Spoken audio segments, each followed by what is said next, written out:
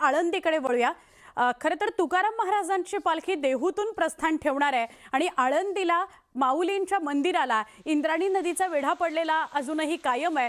त्यामुळे प्रशासनानं आणि आळंदी संस्थाननं केलेल्या आवाहनामुळे वारकऱ्यांची संख्या मोठ्या प्रमाणावर कमी झालेली आहे। आवाहन असं करण्यात आलं होतं की कुणीही आळंदीत दर्शनाकरता येऊ नये, पालखी सोहळ्याकरता येऊ नये, तर पालखी बरोबर काही ठराविक लोक पुण्यापर्यंत जातील आणि पुण्यामध्येच भाविकांनी दर्शनाकरता यावं। सलग दुसऱ्या दिवशी ही आळंदीला जोडणारे चारही पूल पाण्याखाली आहेत। संस्थानचे पदाधिकारी आणि प्रशासन चिंतातूर आहेत।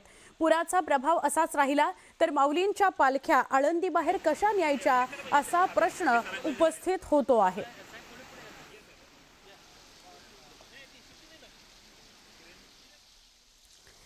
तर या सगळ्या संदर्भात आपण अधिक माहिती घेऊया आमचे प्रतिनिधी सहकारी वैभव सोनवणे यांच्याकडून। वैभव, काल सुद्धा इंद्रायणीमधून काय परिस्थिती आहे, म्हणजे आळंदीतून काय परिस्थिती आहे, इंद्रायणीनं काय रौद्ररूप धारण केलंय ते सगळं महाराष्ट्रापर्यंत आपण पोहोचवलं। आत्ताचं काय वातावरण? खरोखर चिंता असणार, माऊलींची पालखी प्रस्थान ठेवणार होती आणि त्याच वेळेला हे चित्र आहे। सुवर्ण परिस्थितीमध्ये फारसा काही बदल झालेला नाही। 2 ते 3 फुटानं इंद्रायणीची पाण्याची पातळी जी आहे ती फक्त खाली गेलेली आहे। रात्रीतून संततधार जी आहे पावसाची ती घाट माथ्यावरती सुरू आहे, त्याच्यामुळे पुराचा एकूण फटका जो आहे तो अजूनही आळंदी शहराला बसलेलाच आहे। चारही बाजूंचे जे पूल आहेत इतर पुण्याला असेल किंवा शिरूरला, चाकणला आणि पिंपरी चिंचवडला जोडणारे हे चारही पूल अजूनही पाण्याखाली आहेत। माऊलींच्या संजीवन समाधी मंदिराच्या पायरीपर्यंत पाणी जे आहे ते अजूनही कायम आहे आणि पुंडलिकाचं मंदिर जे आहे घाटावरचं ते पाण्याखाली गेलेलं आहे। या सगळ्या परिस्थितीमध्ये अजूनही वारकरी जे आहेत ते यायची तयारी करत होते आळंदीमध्ये। या सगळ्या वारकऱ्यांना काल दुपारी मुख्यमंत्र्यांनी आवाहन केलं, त्यानंतर संस्थानानं आळंदी संस्थानानं काल आवाहन केलं। फडकरे आणि दिंडेकरांना निरोप पाठवण्यात आले। केवळ 10,000च्याच संख्येनं एका दिंडीचे फडकरी जे आहेत ते मंदिरामध्ये घेतले जातील आणि त्यांच्या सोबतीनं म्हणजे साधारण 1000भर लोकांपेक्षा जास्त लोकांशिवाय पालखी सोहळा जो आहे तो यंदा मार्गस्थ केला जाईल अशा स्वरूपाचं नियोजन करण्यात आलेलं आहे। आणि त्याचं कारणही तसंच आहे। इंद्रायणीच्या घाटावर जिथं लाखो वारकरी हे वारीच्या 2 दिवस आधी येऊन राहतात, त्यांच्या तिथं वेगवेगळ्या सोयी केलेल्या असतात। पत्र्याचे शेड्स त्यांना उभारलेले असतील, मोबाईल टॉयलेट्स असतील किंवा आंघोळीच्या सोयी केलेल्या असतील।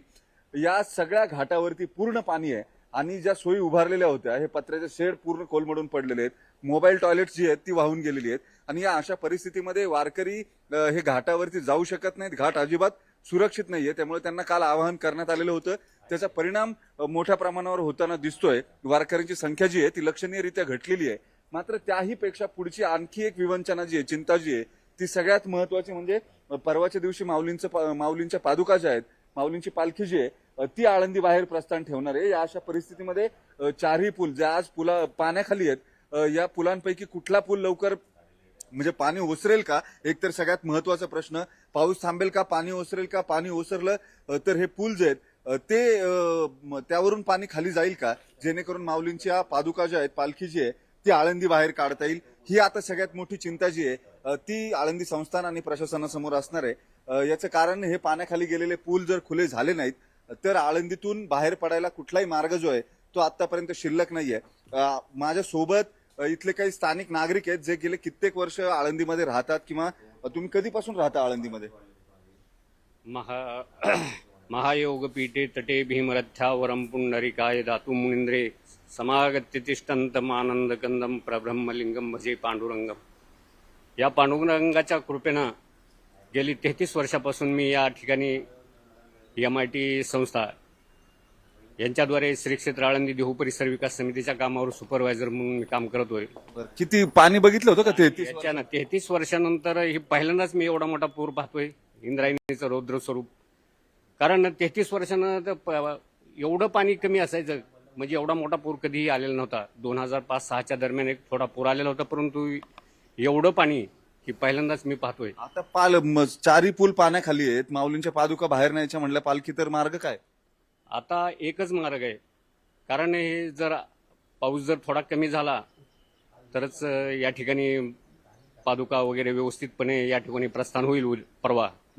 नाहीतर गव्हर्नमेंटला या ठिकाणी काहीतरी हेलिकॉप्टरची सोय करून त्या पादुका इकडल्या बाजूला आणून काहीतरी रथाची सोय करून संस्थांचे लोक फडकरी दिंडेकरी कसे जाणार आतमधले सगळे?